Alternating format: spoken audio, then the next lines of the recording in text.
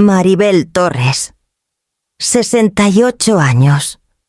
Repito mi nombre en mi mente mientras el elevador sube como si, al decirlo, pudiera calmar el aire. Las paredes de espejo reflejan mi imagen vestido azul marino, collar de perlas, manos fingiendo serenidad. Cuando las puertas se abren, el aire fresco del piso 22 me recibe con un sutil aroma a aceite de limón y papel caro. La recepcionista sonríe con cortesía entrenada. «Señora Torres». «Por aquí, por favor». La sala de conferencias C tiene vista al puerto de Veracruz. Dentro están mi hija Leonor, su esposo Gabriel, y la madre de él, Rafaela Salazar. El abogado Antonio Fuentes organiza una caja de archivos al fondo de la mesa. La chaqueta crema de Leonor refleja la luz de la ventana. La postura de Rafaela parece reclamar todo lo que sus ojos tocan. «Madre», dice Leonor poniéndose de pie. Su abrazo se detiene antes de hacer contacto. Me observa como si revisara algo que ya probó. Gabriel me da la mano cortés distante. Rafaela asiente. Me siento colocando mi bolso a mi lado. Un ancla en el silencio pulido. El señor Fuentes comienza. Su voz es suave, profesional, suavizada por la costumbre. Enumera las cuentas, propiedades y pólizas de mi difunto esposo. El lenguaje de la pérdida convertido en matemáticas. A la señora Torres lee los efectos personales, cartas, fotos y objetos de valor sentimental. Un alivio pasajero me recorre. Al menos las cosas que olían a él volverán a casa. Los activos restantes, continúa el señor Fuentes, incluyendo las ganancias del terreno en la avenida costera. Y las pólizas vencidas se dividirán según el anexo adjunto. Leonor se endereza, sus manos entrelazadas con precisión en su regazo. Gabriel asiente. Los anillos de Rafaela brillan con la luz. Hay un anexo, dice el abogado deslizando una nueva página. Un regalo dirigido autorizado por el coejecutor. Leonor se levanta antes de que pueda leer. El sol ilumina su cabello pulido y dorado. No me mira. «Madre», dice con voz clara y firme. «He decidido destinar 10 millones de pesos de mi herencia al fideicomiso familiar Salazar para las obras benéficas de mi suegra». Rafaela suelta un sonido suave, tal vez de deleite. Gabriel ajusta su gemelo, sus ojos saltando entre nosotras. Leonor continúa tranquila, ensayada. «Es la decisión responsable. Los Salazar tienen la estructura para manejarlo correctamente». El aire cambia apenas un poco. Mis manos se aplastan contra la mesa. La comprensión llega lentamente como un frío que se extiende por los huesos. Por fin me mira. Los mismos ojos café claro que le di ahora, firmes y duros. «Siempre dijiste que creías en el trabajo duro», dice. «Gánate lo tuyo». Las palabras son simples, perfectamente colocadas. Una frase tan pulida que corta. Rafaela murmura algo sobre legado. Gabriel desliza documentos hacia el abogado. Escucho un claxon desde el puerto, un recordatorio de que la vida sigue para quienes no están rotos por ella. El señor Fuentes me mira con suavidad. Quiere tomarse un momento. No digo. Mi voz suena más vieja de lo que recuerdo. «Por favor, continúe». Lo hace. Las firmas siguen, la de Leonor confiada, la de Gabriel afilada, la de Rafaela elegante. Firmo de última. Cuando termina la sala vuelve a la vida. Rafaela se inclina a su perfume tenue y frío. «Esto es lo mejor», dice. Gabriel añade un suave «Estaremos en contacto». Leonor se queda un momento. Por un instante veo a la niña de 12 años que alguna vez armó un proyecto de ciencias en nuestra mesa de cocina. Luego alisa su manga y dice en voz baja: «Por favor, no hagas esto más difícil de lo necesario. Asiento una vez». Ella se va con los demás, sus tacones resonando por el pasillo. El señor Fuentes recoge los papeles. Los efectos personales de su esposo se entregarán pronto. Dice: «Gracias». El elevador baja más lento que antes. Mi reflejo sigue viéndose intacto, ordenado, compuesto. Toco las perlas en mi garganta. Frías, inmutables. Afuera Veracruz brilla bajo el sol, ladrillo, agua, palmeras y el zumbido indiferente del verano. Camino hacia mi coche, me siento por un largo respiro antes de girar la llave. El motor arranca firme y familiar. Conduzco hacia el puente, dejando que el camino me lleve a casa. Veracruz parecía irreal detrás del parabrisas demasiado brillante para lo que acababan de quitarme. La ciudad era hermosa de esa manera descuidada que tienen los lugares antiguos palmeras, inclinándose hacia la calle turistas, paseando en carretas, el leve destello de sal desde el puerto. Conduje por todo ello sin ver nada. Las palabras de Leonor se habían asentado en mi pecho como piedras. «Gánate lo tuyo», se repetían al ritmo de la direccional, el zumbido del aire acondicionado, el latido sordo de mi corazón. Cada sílaba caía igual que en la sala de conferencias silenciosa, deliberada final. En la esquina cerca del mercado un niño vendía flores de papel desde un carrito. Su camiseta se pegaba a su espalda y el calor vibraba en el pavimento a su alrededor. No debía tener más de 12 años.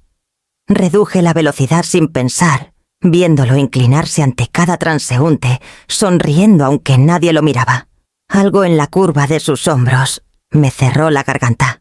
Cuando el semáforo cambió, pisé el acelerador y no miré atrás. El camino giraba hacia el malecón donde el muro contenía el agua verde grisácea. Mi esposo y yo caminábamos allí en las tardes de verano, nuestros pasos sincronizados, incluso cuando nuestros pensamientos no lo estaban. Recordé el sonido de su risa, esa suave y sorprendida que escapaba antes de que intentara ocultarla. Por un momento casi pude sentir su mano rozando la mía, firme y cálida, la forma en que me anclaba cuando dudaba de mí misma. El tráfico se ralentizó cerca del puerto. La voz de un guía turístico resonaba por un micrófono nombrando mansiones construidas sobre fortunas. Subí la ventana, pero sus palabras aún se colaban. Todo aquí estaba construido sobre herencias, sobre lo que se pasaba o se quitaba. Cuando el puente apareció a la vista, una delgada banda de acero contra el horizonte, apreté el volante con más fuerza. La luz de la tarde brillaba en el agua, y por un instante pensé que vi mi reflejo allí pequeño, avanzando, pero inseguro de lo que esperaba al otro lado. Para cuando llegué a mi calle, el sol se había suavizado en ámbar. La casa estaba silenciosa, paciente, la pintura desvaneciéndose, donde la hiedra se había desprendido. Estacioné bajo el árbol de mango. Apagué el motor y me quedé hasta que el tic-tac del motor se desvaneció. Adentro todo sería igual, las tazas en su lugar, su chamarra aún colgada junto a la puerta, pero el aire se abría. Algo había cambiado y no había forma de volver atrás.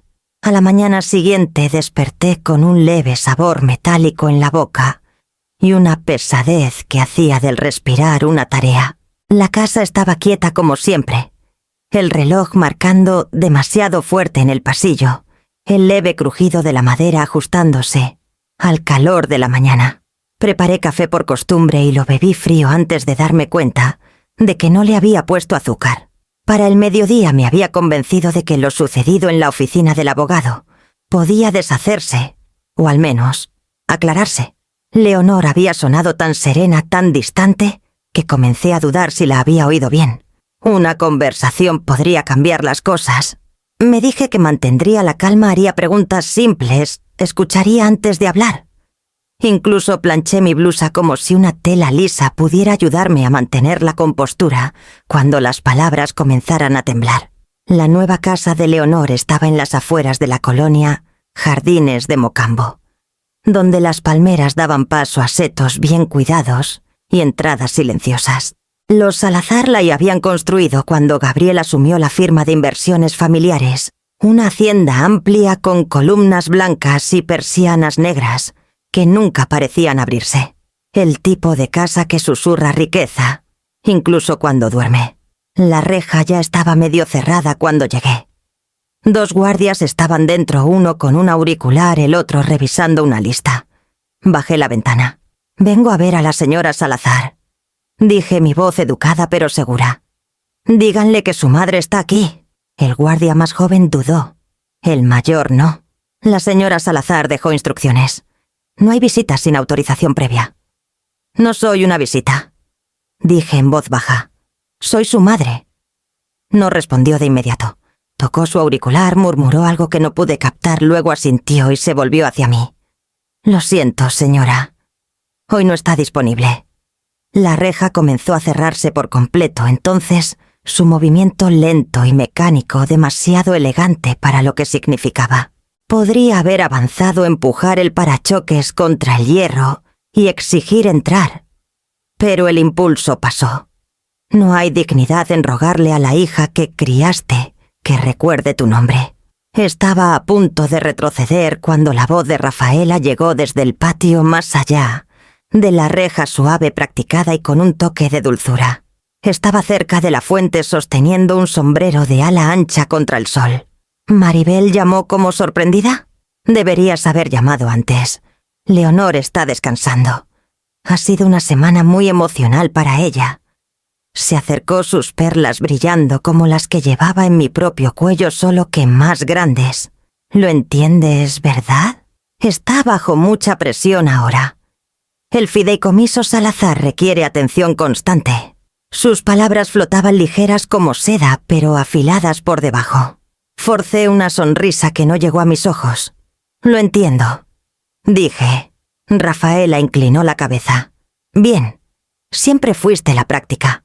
Luego se dio la vuelta, sus tacones resonando sobre la piedra, antes de que la puerta se cerrara suavemente tras ella. La reja se trabó con un suspiro metálico final. Me quedé allí mucho tiempo mirando la fachada blanca brillar bajo el sol. Detrás de esas ventanas cerradas estaba mi hija, mi propio reflejo moldeado por la voluntad de alguien más. Los guardias volvieron a sus puestos. Arranqué el coche, el zumbido del motor demasiado fuerte en el silencio, y retrocedí de la casa que ya no tenía una puerta para mí. El viaje a casa se desdibujó en una sola cinta gris de camino, y para cuando estacioné el día, ya se había diluido en el crepúsculo. Me quedé un rato antes de entrar viendo las sombras de las hojas de mango moverse sobre el cofre. El silencio se apretaba demasiado familiar para notarlo, hasta que se convirtió en todo lo que podía escuchar. Adentro, la casa esperaba exactamente como la dejé. Las fotos enmarcadas en el estante del pasillo. La graduación de Leonor, nuestra última Navidad, juntas antes de que se casara con Gabriel, su primer trofeo de la Feria de Ciencias Regional, estaban como una línea de tiempo tallada en cristal. Cada foto guardaba una versión más joven de ella y de mí, mi cabello más oscuro, mi sonrisa menos cautelosa. Toqué el marco de una y pensé en los años que se habían ido en construir la vida que esas sonrisas alguna vez prometieron. Cuando mi esposo sufrió su primer derrame, Leonor tenía 15 años. El hospital olía a desinfectante y cansancio. Recuerdo contar monedas en mi abrigo para pagar el estacionamiento, mis manos temblando, mientras esperaba el elevador. Cuando finalmente volvimos a casa, el mundo había cambiado de forma. Él no podía caminar sin ayuda, no podía trabajar, no podía soportar la humillación de ninguna de las dos. Aprendí el sonido de los frascos de pastillas de memoria y me enseñé a equilibrar cuentas bajo la luz de medianoche. Leonor estudiaba en la mesa de la cocina, sus cuadernos abiertos junto a las facturas que intentaba ocultar bajo revistas. Era brillante, siempre lo había sido, y le prometí que no perdería su futuro porque el nuestro se había derrumbado. Así que trabajé más horas en la firma de contabilidad, tomé clientes freelance. Los fines de semana me salté cenas para terminar informes. Cada peso ahorrado fue a su fondo de educación. Cuando la aceptaron en la UNAM, lloré 3 días seguidos, no de preocupación, sino de orgullo. No fue hasta su segundo año de universidad que las llamadas comenzaron a acortarse, su voz distante, su gratitud cuidadosa. Luego vino la pasantía en Salazar Financiera, donde conoció a Gabriel, y todo comenzó a inclinarse de nuevo. Recordé estar en la recepción de su boda, mi esposo ya ido, la novia, bailando bajo candelabros que parecían estrellas derretidas. La mano de Rafaela descansaba ligeramente en la espalda de Leonor, guiándola por el salón. Observé y entendí que mi hija estaba entrando en otra órbita, una donde mis años de sacrificio ya no se traducían, donde el amor se había cambiado por comodidad. Ahora en la cocina oscura el reloj marcaba el mismo ritmo que cuando esperaba a que volviera de la escuela. Solo que esta vez la espera no tenía fin. Para la tarde el aire se había vuelto pesado y brillante, el tipo de calor de Veracruz que ralentiza incluso a las gaviotas sobre el puerto. Caminé por el centro sin una razón clara, siguiendo el aroma de sal y café tostado, hasta llegar al viejo café en la esquina de la calle Independencia y Lerdo, el que mi esposo solía llamar nuestro punto intermedio, donde nos encontrábamos cuando la vida nos jalaba en direcciones opuestas. La campana sobre la puerta dio su pequeño y cansado repique.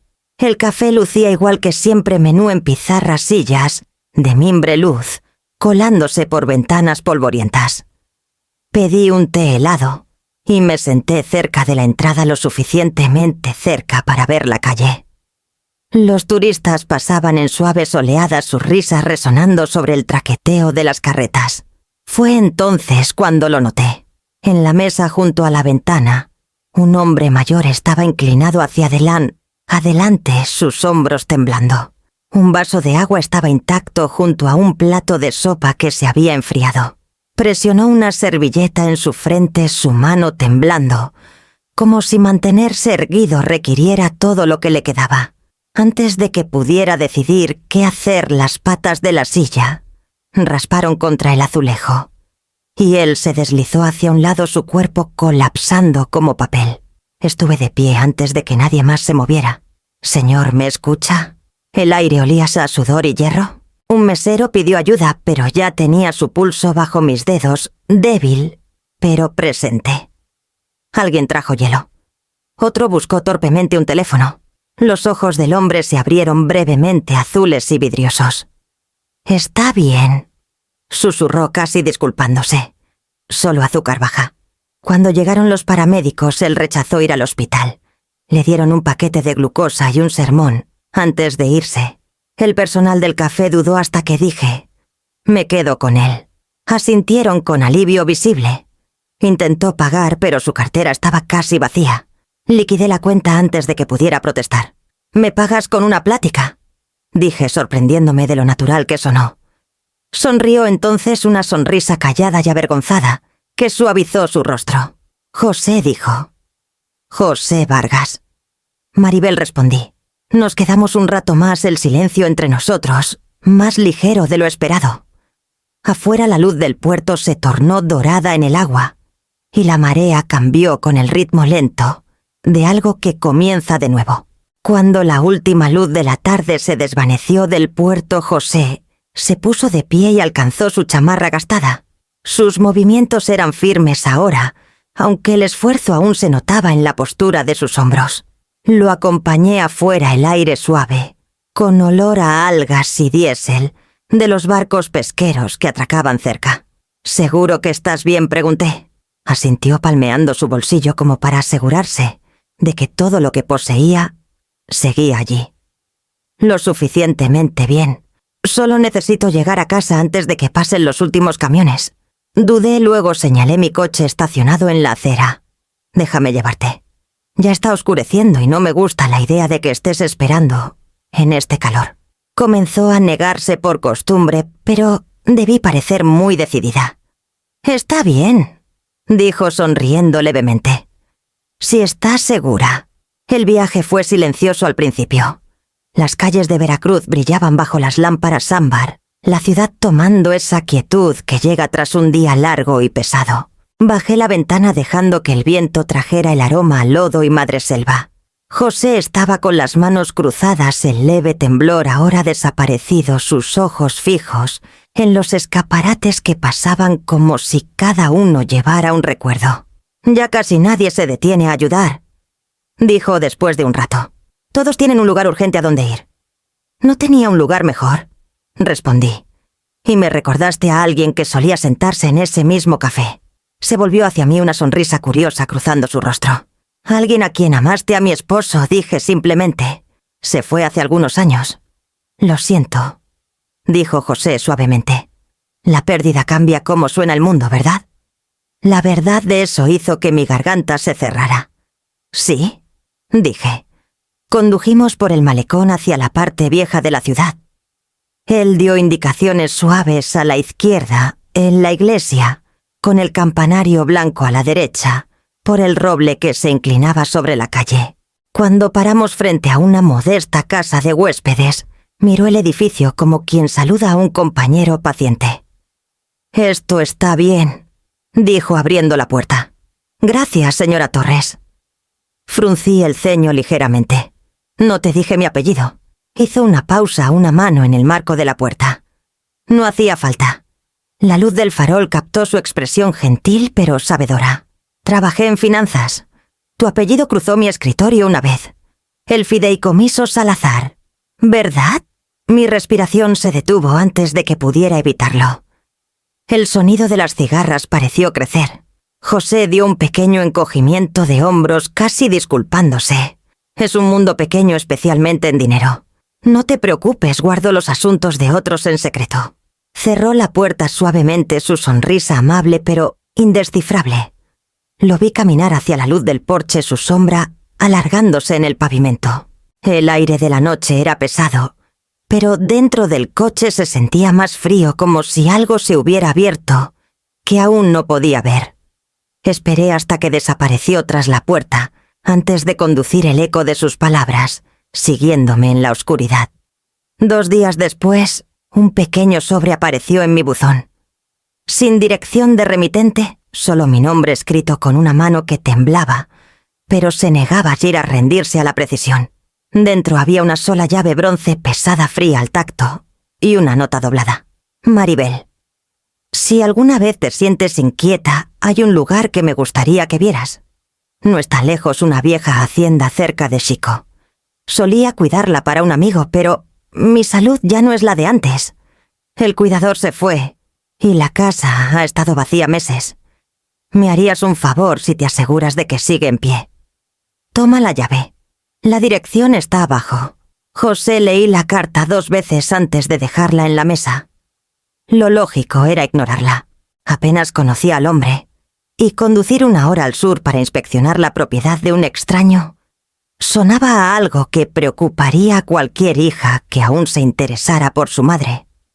Pero Leonor no había llamado en semanas y mi casa se sentía más pequeña cada día, su silencio, apretándome como tela gruesa.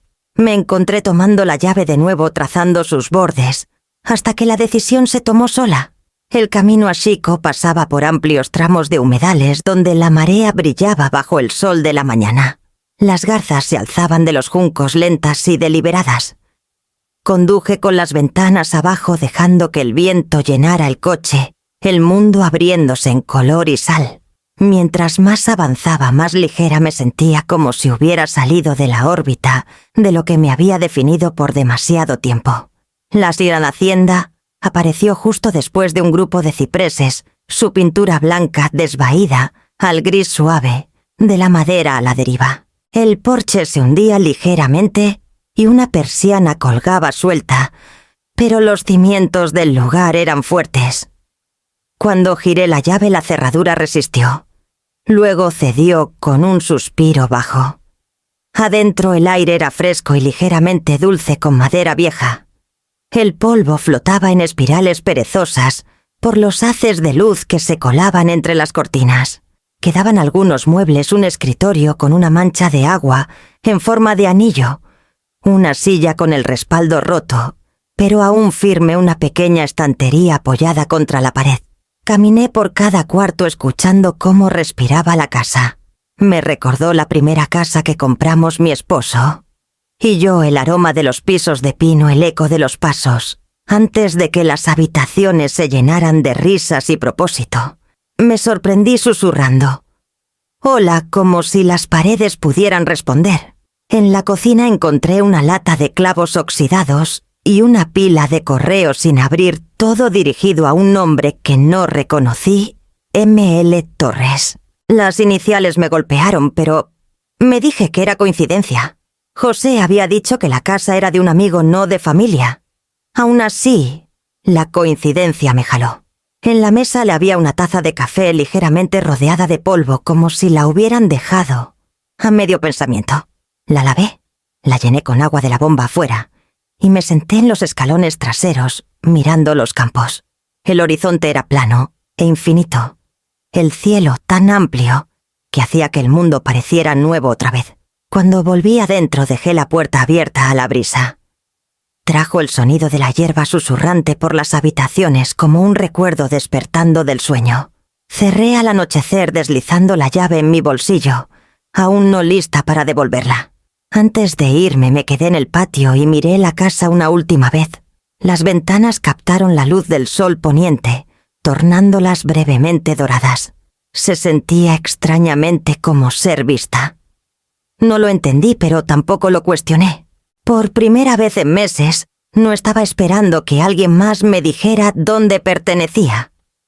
El camino se extendía detrás de mí, pero la hacienda se quedó en mi mente silenciosa, paciente y viva, de una manera que no había esperado. A la mañana siguiente volví a Chico, antes de que el calor se asentara por completo. La llave estaba en el asiento del copiloto donde la dejé su brillo opaco, captando la luz temprana como un recordatorio. Me dije que solo iba a asegurarme de que el lugar estuviera seguro, que no era la curiosidad ni el tirón silencioso que me había seguido a casa la última vez. Pero sabía que no era cierto. La hacienda me recibió con quietud.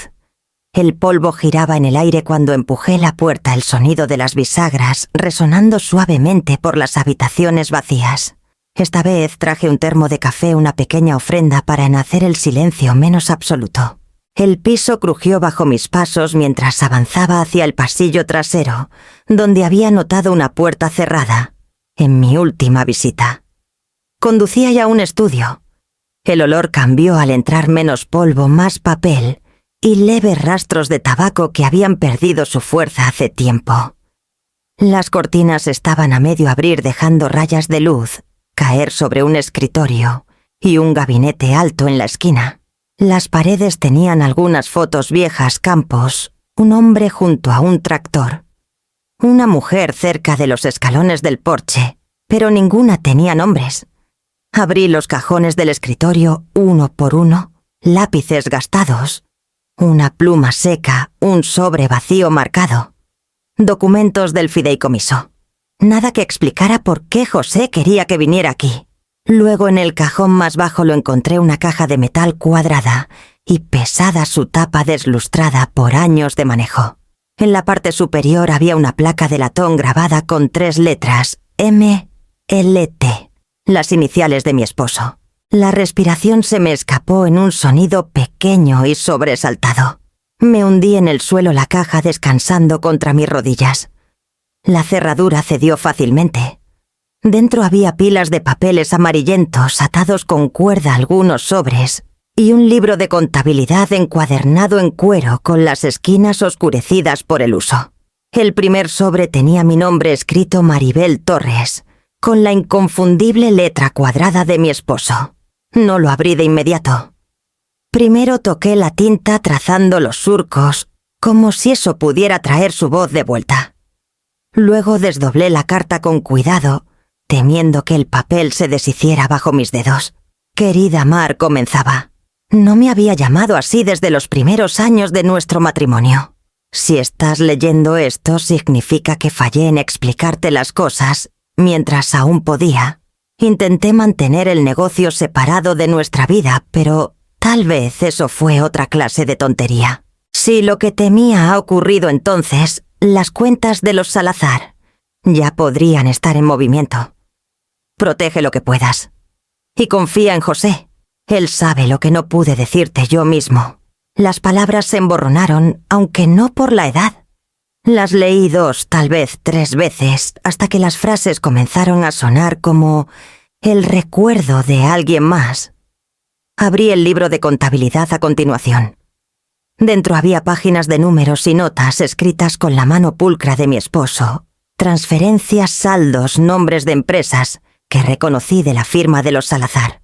Algunas líneas estaban marcadas en rojo. otras con aprobación pendiente, Gabriel Salazar. Una corriente baja de incredulidad me recorrió. Mi esposo había sido el contador del fideicomiso Salazar cuando Gabriel se unió. Recordé que Leonor lo mencionó una vez en los primeros años de su matrimonio, pero no le di importancia. Ahora, mirando el libro, vi otra historia. El rastro de fondos moviéndose en patrones demasiado deliberados para ser casualidad. Había más cartas, todas dirigidas a José. Algunas eran notas cortas y prácticas sobre cuentas y fechas límite. Otras tenían un tono de preocupación. La última terminaba abruptamente fechada solo 2 semanas antes de su primer derrame. Afuera el viento cambió haciendo sonar la persiana suelta. Reuní los papeles y los puse en el escritorio, su peso firme en mi regazo. Por un largo rato simplemente me quedé allí, la caja abierta a mi lado, el olor del papel viejo llenando el aire. La casa ya no se sentía abandonada. Se sentía vigilante, como si hubiera estado esperando que alguien girara la llave y escuchara. Cuando finalmente me levanté para irme, guardé la carta para mí en mi bolso. La caja se quedó donde estaba su contenido esparcido como un mapa que no estaba segura de querer leer. Pero bajo la confusión, algo afilado comenzaba a moverse, una claridad que casi sentía como propósito. Cerré la puerta tras de mí, la llave fría en mi palma, y salí a la mañana brillante y barrida por el viento. Encontré a José en el café 2 días después, sentado junto a la ventana con un periódico doblado por la mitad y una taza de café intacta a su lado. Levantó la vista cuando sonó la campana, un destello de reconocimiento, cruzando su rostro como una sombra antes de una sonrisa. «Esperaba que vinieras», dijo. «¿Encontraste la hacienda?» «Sí», respondí deslizándome en el asiento frente a él. «¿Y algo más?» «Una caja con las iniciales de mi esposo».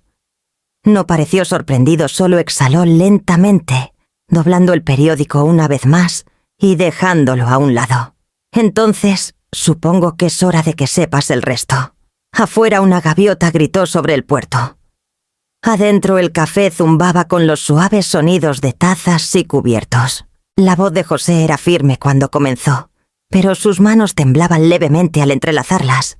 «Trabajé con tu esposo casi 15 años», dijo. «Primero como contador junior, luego como auditor interno del fideicomiso Salazar. Miguel era el mejor con los números que conocí, honesto, meticuloso, pero demasiado confiado para su propio bien». Escuché sin interrumpir. «Cuando Gabriel se unió», continuó José, «las cosas cambiaron. Nuevas asociaciones, nuevas cuentas moviéndose por empresas fantasma». Miguel lo cuestionó primero en voz baja, luego abiertamente. Me dijo que estaba documentando todo por si alguna vez iba demasiado lejos. Le advertí que tuviera cuidado. Hizo una pausa frotando un pulgar sobre el borde de su taza. «Cuando las irregularidades crecieron, se llevó el libro a casa, tu casa. Creo que quería protegerlo, pero eso lo convirtió en un blanco. Rafaela no estaba tan al margen como quería que la gente pensara. Ella y Gabriel controlaban la junta. Cuando Miguel sufrió su derrame, tomaron sus archivos bajo el pretexto de una auditoría. Las palabras cayeron pesadas cada una, formando una imagen que no quería ver. Intenté intervenir», dijo José en voz baja. «Tenía copias de algunos reportes, pero eran incompletos. Cuando confronté a Gabriel me dijo que el fideicomiso era un asunto familiar. Una semana después me despidieron.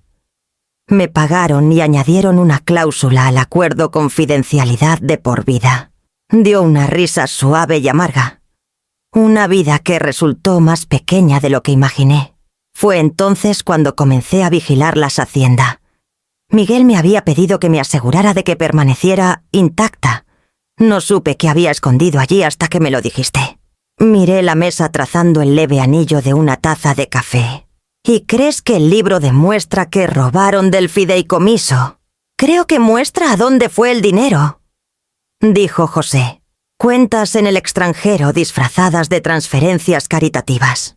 Tu esposo debió darse cuenta de que Gabriel estaba lavando fondos, pero para cuando actuó ya era demasiado tarde. Dudó antes de mirarme a los ojos. Rafaela sabe de la caja. Estoy seguro, pero no sabe que tú lo sabes. Un frío se deslizó en mí, lento pero constante. Leonor quedará atrapada en esto, murmuré. Ella y Gabriel comparten todo, cuentas, inversiones, apariencias. Si esto sale a la luz... La expresión de José se suavizó. Lo sé. Por eso nunca te lo dije antes. Miguel quería protegerte de todo esto. Pero ahora te lo han quitado todo de todos modos. No queda nada que perder salvo la verdad. Por un largo rato ninguno habló. El zumbido del café se desvaneció en el sonido de las olas golpeando el muro del puerto. Finalmente dije: cumpliste tu promesa con él. José sonrió, cansado pero cálido. Lo intenté. Y ahora te toca a ti decidir qué hacer con lo que él dejó atrás. Metió la mano en su bolsillo y deslizó una tarjeta de presentación por la mesa blanca simple, con un solo nombre impreso en negro: Antonio Fuentes, abogado. Creo que querrás hablar con él de nuevo, dijo José. Cuando salí el sol había bajado sobre el agua dorando los mástiles y tejados con luz. El aire olía a sal y algo vagamente metálico como monedas viejas. Me quedé allí un largo rato, la tarjeta entre mis dedos, antes de caminar a mi coche. La marea estaba subiendo, constante e inevitable. La noche siguiente José llegó a mi casa con un portafolios de cuero gastado. Lucía más delgado de lo que recordaba, pero sus ojos tenían la alerta tranquila de un hombre que había decidido no dar marcha atrás. Nos instalamos en la mesa de la cocina, la misma donde, alguna vez, ayudé a Leonor con álgebra nuestras tazas de café, marcando los bordes de una nueva ecuación. El libro de contabilidad estaba abierto entre nosotros, su tinta desvaída pero legible. José pasaba las páginas con el cuidado de quien maneja una verdad frágil. Aquí, dijo señalando una secuencia de cifras: esta columna muestra la transferencia de capital del fideicomiso Salazar, a lo que se listó como donaciones filantrópicas nacionales. Pero la cuenta receptora pertenecía allí a algo llamado Fundación Puerto Nuevo. Fruncí el ceño. La fundación de Leonor, asintió lentamente, al menos en papel. Pero mira más de cerca esta siguiente transferencia. Mueve el dinero por 3 empresas fantasma antes de que regrese a una subsidiaria controlada por los Salazar. El círculo se cierra perfectamente. Es limpio, parece legal y completamente falso. Los nombres se emborronaron por un momento, antes de volver a enfocarse. La fundación de mi hija había sido el caparazón a través del cual su esposo y su suegra lavaban fondos robados. Cada cena benéfica, cada foto brillante en el periódico, cada cheque presentado a las cámaras, todo era parte del mismo patrón. José sacó otro archivo de su portafolios, más delgado pero más nuevo. Después de que dejé la firma, seguí vigilando sus registros. Cuando los documentos de Miguel desaparecieron, sospeché que continuarían con el mismo sistema. Lo hicieron, solo que a mayor escala. La fundación recibió donaciones que nunca llegaron a sus supuestos beneficiarios. Esparció las impresiones por la mesa, las columnas de números, formando un mapa de engaño. La letra meticulosa de mi esposo aparecía de nuevo en los márgenes de algunas fotocopias, notas que debió añadir antes del derrame. Vigila transferencias a FPN. Usarán el nombre familiar como fachada. Pasé una mano por las páginas trazando sus palabras como si aún estuvieran cálidas. Lo sabía, susurré. Todo este tiempo lo sabía. Intentó detenerlo discretamente, dijo José. Pero lo aislaron. La junta estaba bajo su control, y cuando su salud decayó, actuaron más rápido de lo que él pudo responder. Empujé el libro hacia él, mis manos temblando. ¿Y Leonor? ¿Estaba al tanto? José dudó, luego habló con cuidado. Al principio tal vez no. Gabriel mantenía las operaciones más profundas ocultas. Pero en los últimos 3 años el nombre de ella aparece como cofirmante en cada transferencia. Debió darse cuenta eventualmente. Si miró de cerca, es otra cuestión. Me recosté el peso de eso, asentándose en mi pecho. Recordé a Leonor hablando en un almuerzo benéfico. El año pasado, su voz serena a los reporteros pendientes de cada palabra sobre transparencia y de volver a la comunidad. Había estado orgullosa incluso entonces, incluso cuando el orgullo ya comenzaba a sentirse como necedad. Quedará implicada, dije en voz baja. La respuesta de José fue inmediata. No si somos cuidadosos. Si llevamos esto a fuentes, primero él puede determinar qué es admisible y qué no.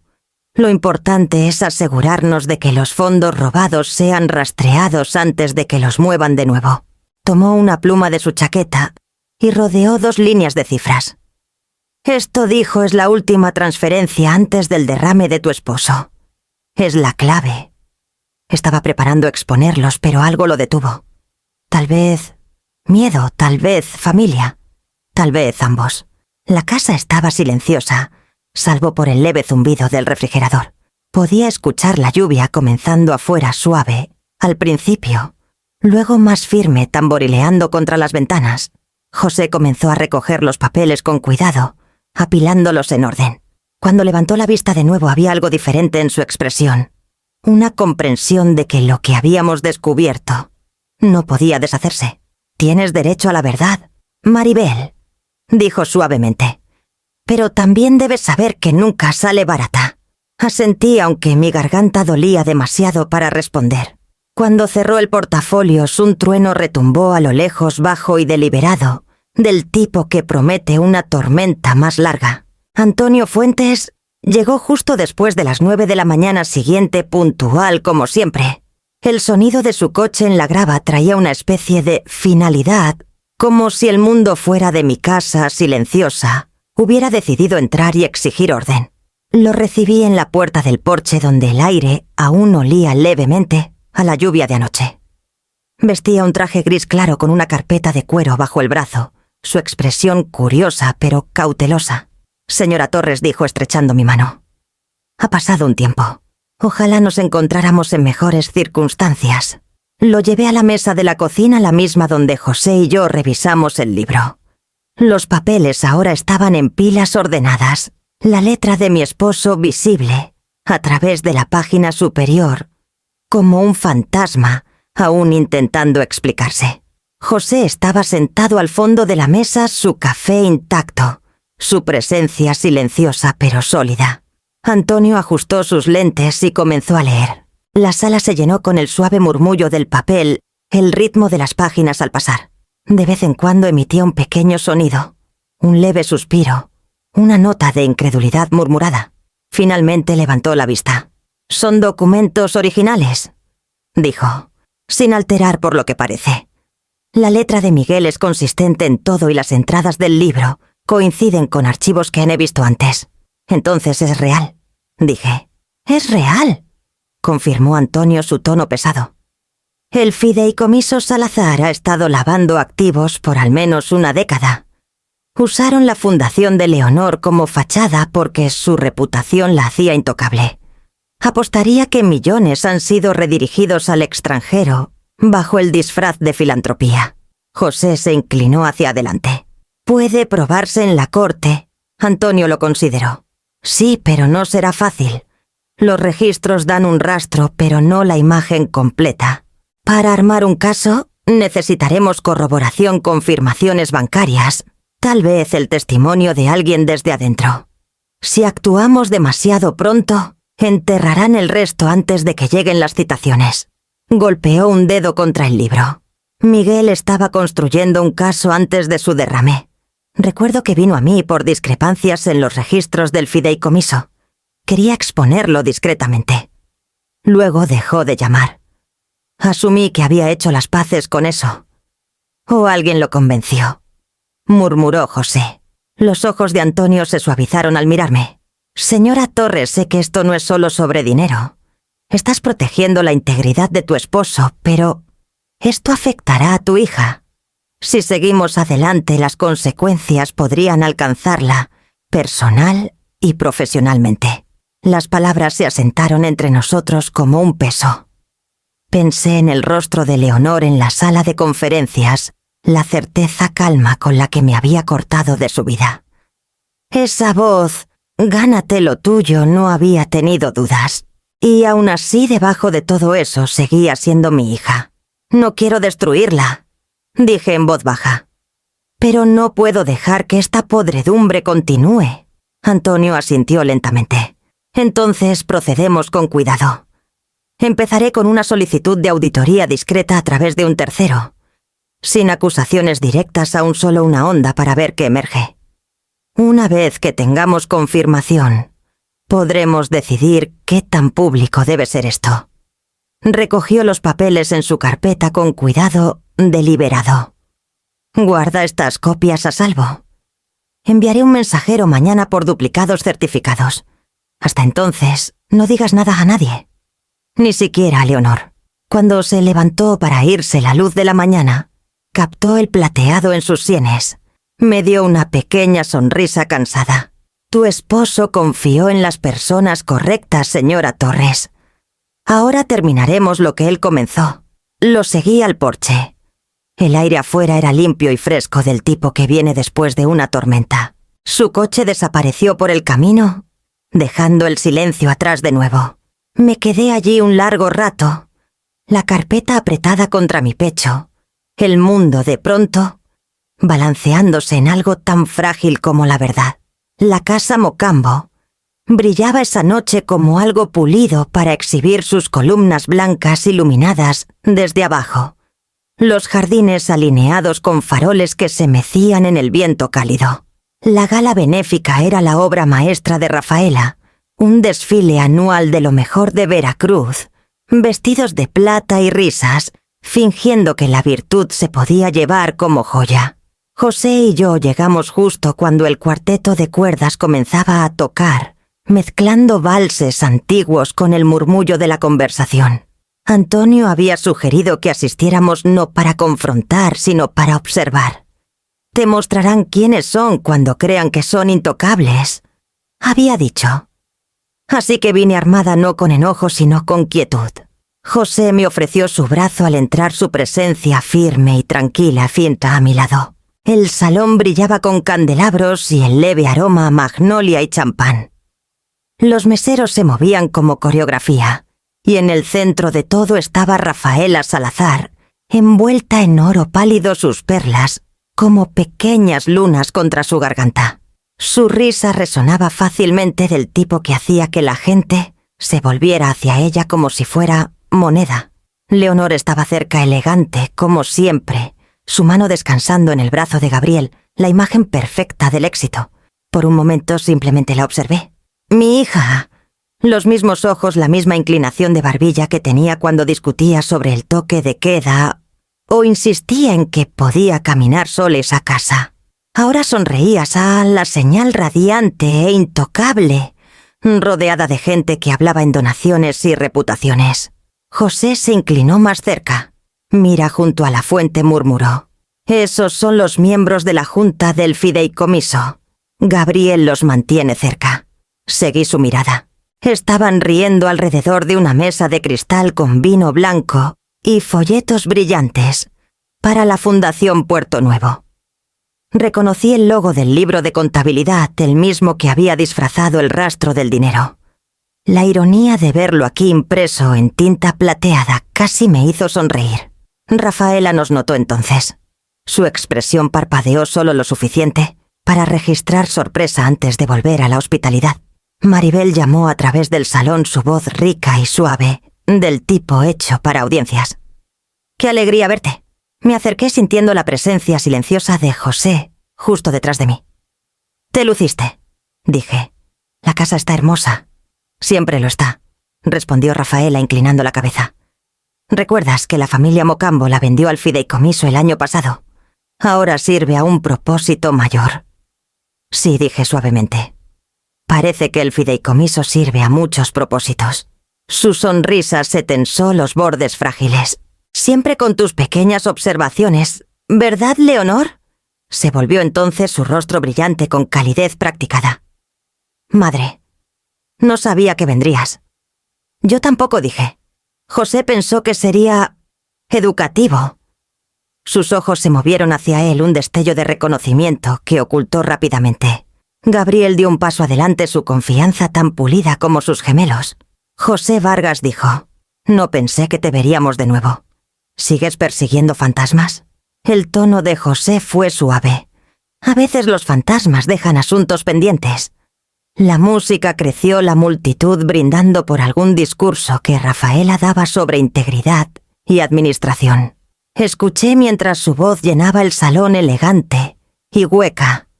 A nuestro alrededor los aplausos subían y bajaban como olas.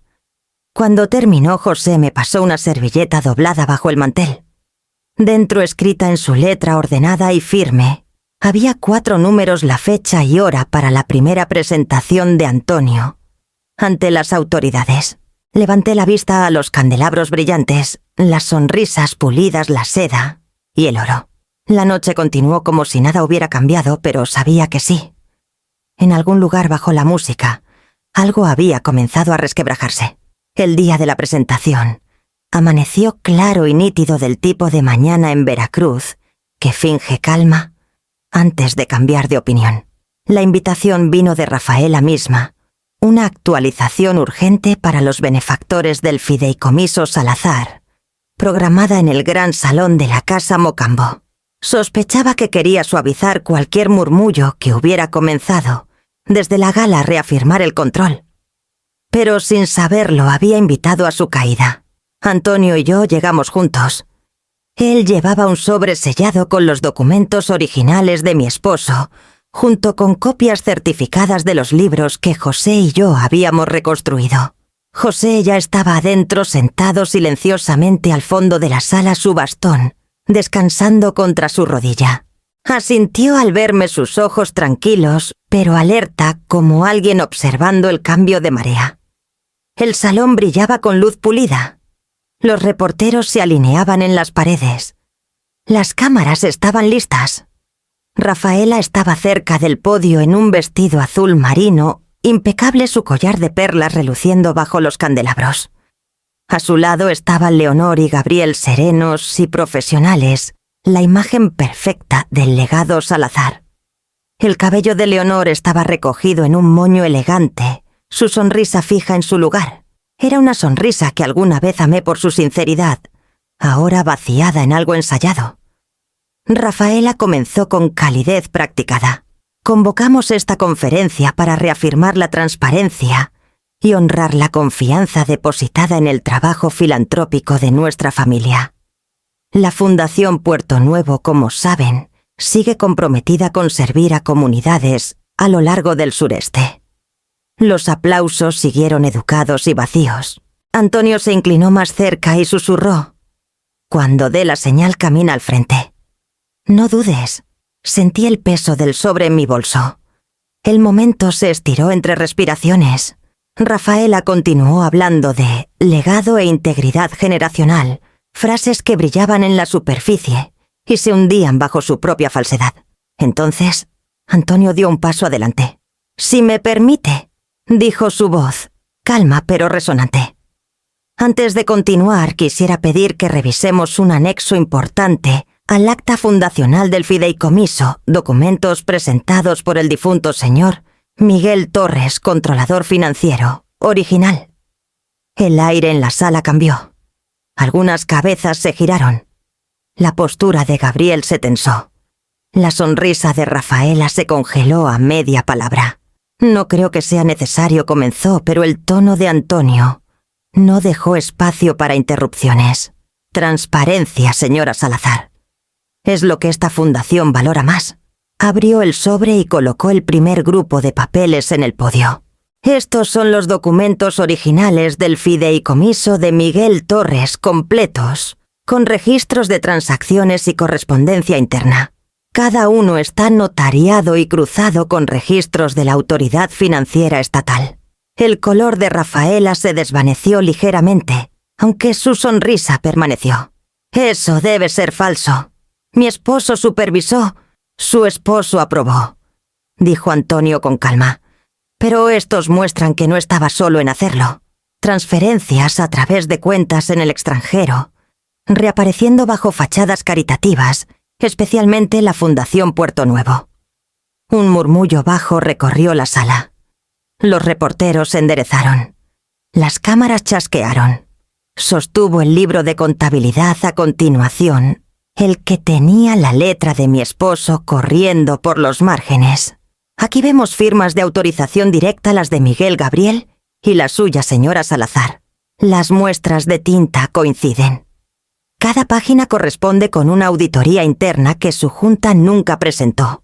La cabeza de Leonor se giró bruscamente hacia Gabriel. Su rostro palideció. ¿Es cierto? Susurró, aunque los micrófonos lo captaron de todos modos. La mandíbula de Gabriel se apretó. No, pero ya era tarde. El sonido llenó la sala. Rafaela levantó la barbilla. No tienen pruebas de que esas firmas sean genuinas. Antonio señaló hacia la puerta lateral. 2 oficiales entraron, uno llevando un maletín pequeño. «¿Verificación forense de la oficina del fiscal general?», dijo. «Confirmada esta mañana». El silencio se extendió como una marea. Rafaela se tambaleó ligeramente, pero se recuperó su voz ahora más delgada. «Esto es una emboscada». Di un paso adelante antes de que pudiera detenerme. Mis manos ya no temblaban. «No, Rafaela, es el ajuste de cuentas que mi esposo comenzó y que intentaste enterrar». Cada rostro se volvió hacia mí. La expresión de Leonor titubeó la confusión y la vergüenza, destellando bajo la superficie. Encontré su mirada, pero hablé a la sala. «Durante años el Fideicomiso Salazar ha canalizado fondos benéficos a través de cuentas falsificadas. Mi esposo lo descubrió, lo documentó y pagó por ello con el fin de su carrera, y creo con la paz de su vida. Estos libros son su testimonio. Y José Vargas, que manejó las primeras auditorías, puede verificar cada línea». José se levantó lentamente desde el fondo, su bastón, golpeando una vez en el suelo antes de hablar. «Cada palabra que ella ha dicho es cierta. Fui testigo de las transacciones de primera mano. Miguel intentó detenerlo, pero lo silenciaron antes de que pudiera actuar». La voz de Rafaela se quebró por primera vez. «Estás acabado, José. Firmaste un acuerdo de confidencialidad». Él asintió. «Y lo he roto. Algunas promesas importan más». Un jadeo recorrió la multitud como aire liberado de un aliento contenido. Los reporteros comenzaron a murmurar preguntas, los flashes iluminando la sala en ráfagas. Gabriel dio un paso atrás murmurando en su teléfono. Leonor se quedó congelada, sus ojos saltando entre mí y los documentos. Antonio se volvió hacia ella suavemente. «Señora Salazar, su nombre aparece aquí como cofirmante en varias cuentas». Estaba al tanto de su naturaleza. Sus labios se separaron, luego se cerraron. Por un momento vi a la niña que alguna vez fue la que me traía recibos de su puesto de limonada, orgullosa de su aritmética. Me miró como buscando una versión de la verdad que no doliera. Confié en ello, susurró. Pensé que era legítimo. Quería creerle. Tal vez una parte de mí aún lo hacía. Rafaela intentó hablar de nuevo, pero su voz se quebró bajo el sonido de los reporteros, gritando preguntas. La seguridad se movió hacia el frente mientras los primeros flashes de las cámaras se volvían frenéticos. Antonio recogió los documentos y se hizo a un lado. El caos a mi alrededor se desdibujó en color y sonido, el destello de la luz, el rugido bajo de las voces, el clic de los zapatos sobre el mármol. Y en medio de todo, Leonor se apartó de Rafaela y Gabriel, sus manos temblando, mientras las presionaba contra sus sienes. No me moví hacia ella. Solo observé cómo la vida que había construido comenzaba a doblarse bajo su propio peso. La verdad, interponiéndose entre nosotras como un muro que ambas ayudamos a levantar. Afuera, más allá de las altas ventanas, el viento del puerto agitaba los árboles.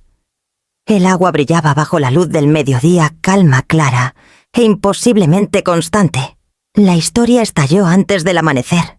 Para cuando el sol salió sobre el puerto de Veracruz, los titulares ya habían llegado a cada mesa de desayuno en la ciudad. Fraude filantrópico.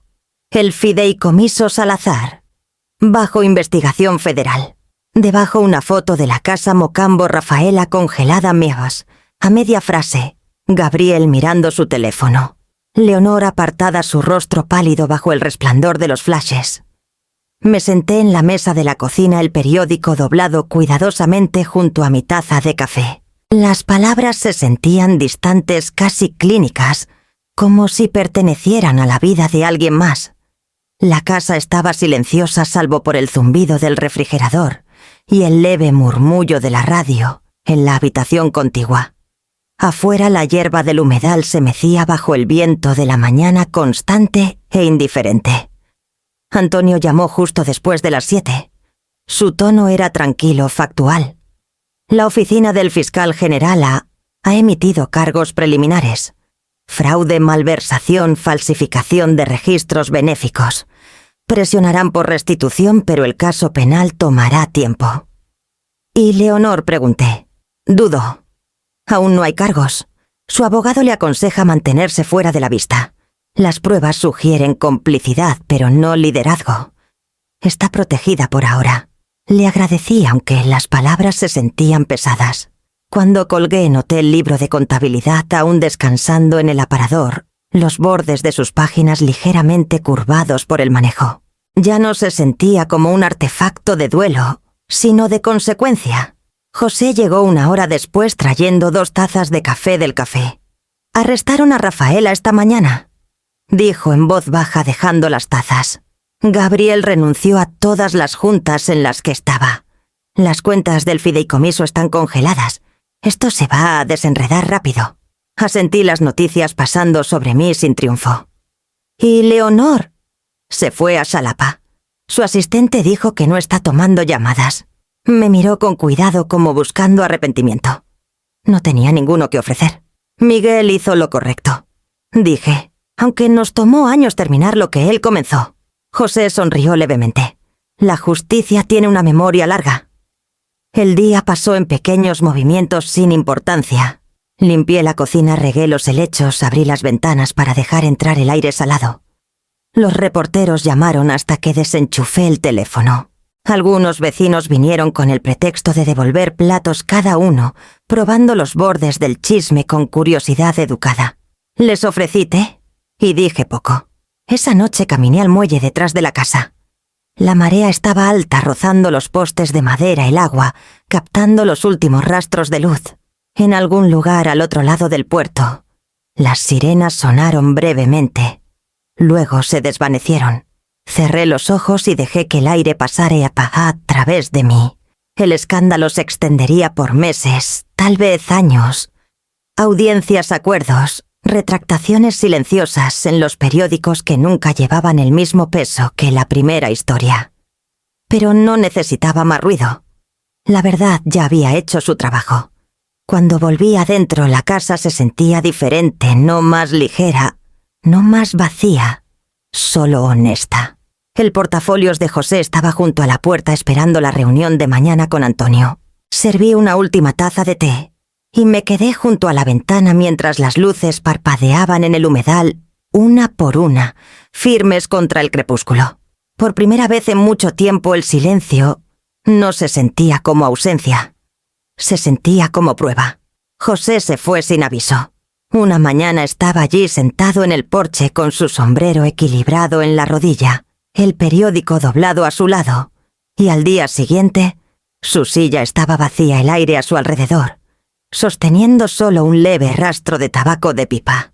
Su casera dijo que había desalojado temprano, dejó un pequeño sobre con mi nombre, y le dijo que no se preocupara. El sobre esperaba en mi buzón la letra firme deliberada. Lo llevé adentro y lo puse en la mesa de la cocina. El sello estaba presionado con el canto de una moneda, el papel ligeramente arrugado, como si lo hubiera sostenido demasiado antes de soltarlo. Por un rato solo me quedé allí, los dedos descansando sobre él, escuchando el tic-tac silencioso del reloj. Cuando finalmente lo abrí, la voz de José pareció llenar la habitación. «Maribel, para cuando leas esto ya me habré ido de Veracruz. No me busques. Mi parte en esta historia está hecha y no tengo derecho a quedarme donde ya no pertenezco. Una vez me preguntaste cómo sabía tanto del fideicomiso Salazar.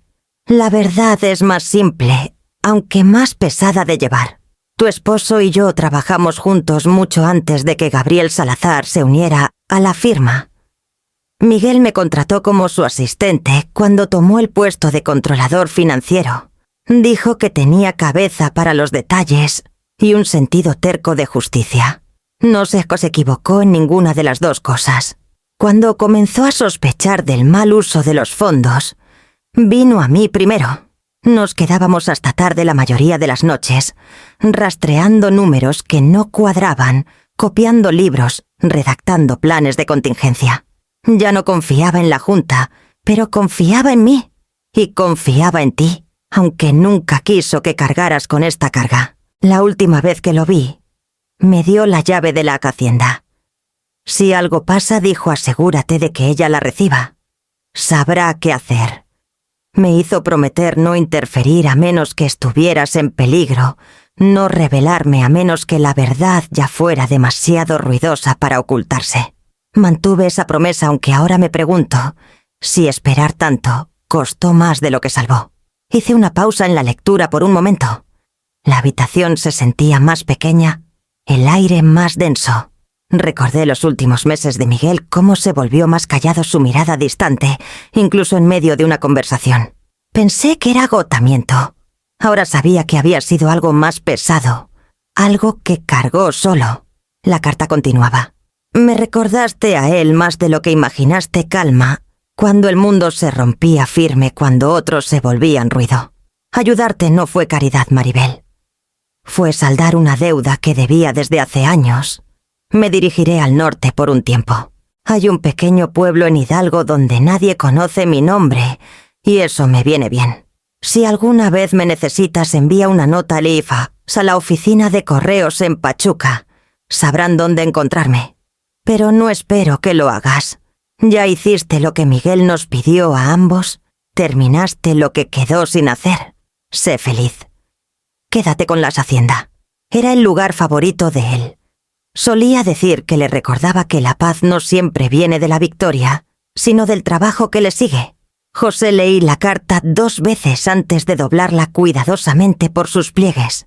Afuera el cielo comenzaba a palidecer, y el primer viento de la mañana entraba por la ventana abierta, moviendo las cortinas como una respiración lenta. Puse la carta junto al viejo libro de contabilidad en la mesa. Los dos finalmente, uno al lado del otro, el comienzo y el fin de una promesa cumplida. La casa se sintió diferente después de eso, más vacía, pero no solitaria. Serví 2 tazas de café por costumbre, colocando una frente a la mía. Se enfrió intacta, pero el gesto se sentía correcto. Algunas deudas, después de todo, no estaban destinadas a pagarse, solo a recordarse. Las magnolias habían comenzado a florecer de nuevo para cuando Leonor regresó.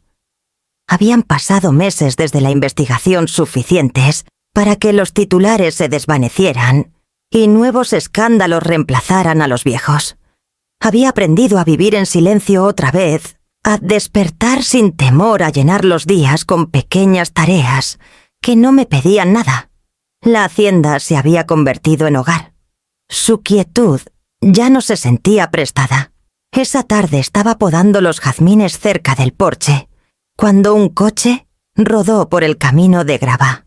El sonido de las llantas sobre la piedra me hizo mirar esperando un camión de entregas. En cambio la vi mi hija saliendo con un vestido pálido que ya no le quedaba del todo. La confianza que alguna vez iluminaba cada movimiento se había ido. Su cabello estaba recogido, sus hombros ligeramente encorvados, como si aún no decidiera si venía a visitar o a confesar. Por un largo momento ninguna habló. Ella se quedó junto a la reja, los dedos curvados alrededor de la correa de su bolso, del mismo modo que solía sostener su mochila escolar cuando llegaba tarde a casa. Leonor, dije finalmente. «Hola, mamá». Su voz se quebró suavemente en la palabra. Me limpié las manos en el delantal y señalé hacia el porche. «Pasa. Hace demasiado calor para estar ahí afuera». Adentro el aire olía levemente a limón y madera vieja. Serví té sin preguntar qué prefería ella. Dejó de querer azúcar hace años. Nos sentamos una frente a la otra en la pequeña mesa de la cocina. la misma distancia que siempre había sido la más difícil de cruzar. Ella miró alrededor sus ojos, posándose en el viejo libro de contabilidad, aún descansando en el estante.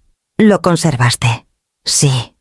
Su mirada cayó a su taza. «Dijeron que podrías haber tomado todos los acuerdos, los fondos de restitución. No lo hiciste». «No dije. Tenía suficiente».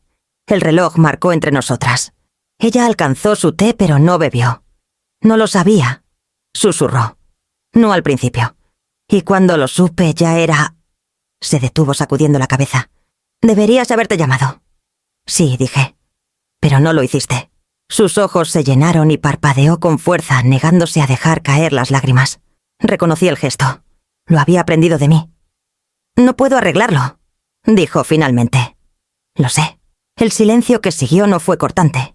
Se sentía como algo que se enfría, que se suaviza después de demasiado calor. Me levanté, tomé un plato de galletas de la mesa y lo puse entre nosotras. «Come algo», dije. Tomó una, la partió cuidadosamente por la mitad.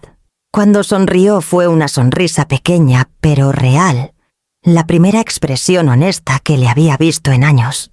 Terminamos el té en silencio, no como madre e hija regresando a lo perdido, sino como dos personas que finalmente se habían quedado sin cosas que defender. Cuando se fue, se detuvo junto a la reja, de nuevo su mano rozando el poste. «Volveré», dijo. Asentí. «¿Sabes dónde estoy?» El viento se levantó mientras su coche desaparecía por el camino, trayendo el aroma a sal del humedal. El cielo se tornaba dorado, del tipo de luz que perdona todo lo que toca.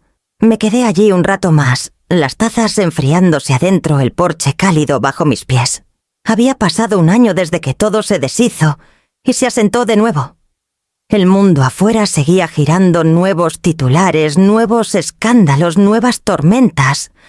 Pero aquí, junto al puerto, el tiempo se movía diferente. La hacienda había dejado atrás su soledad. Las habitaciones ya no resonaban cuando caminaba por ellas. El aire llevaba el aroma a sal, a tierra, a algo vivo. Y en marcha. La Fundación Miguel Torres tomó forma lentamente, construida desde los restos de lo que alguna vez fue el legado robado del fideicomiso.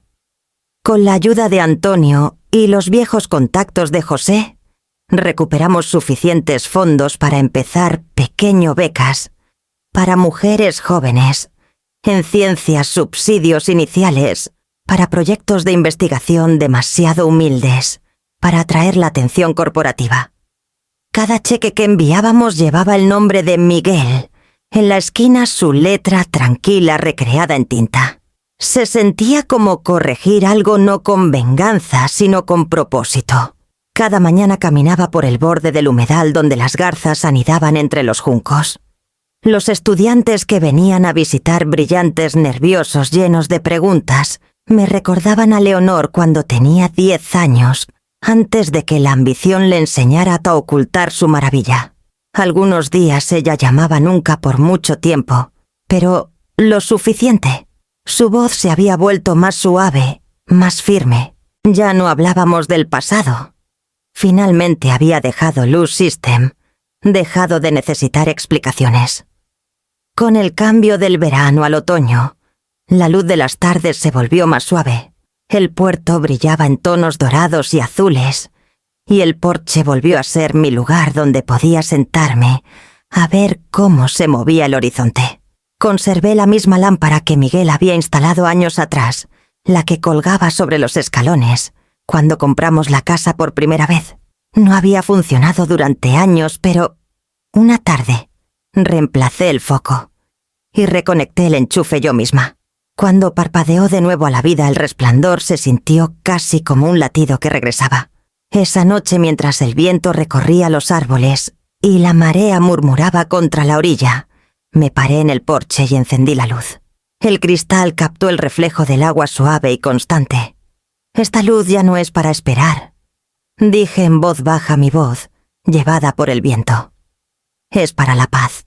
El resplandor se extendió por el patio rozando la hierba del humedal y desvaneciéndose hacia el horizonte cálido sin prisa suficiente para ver.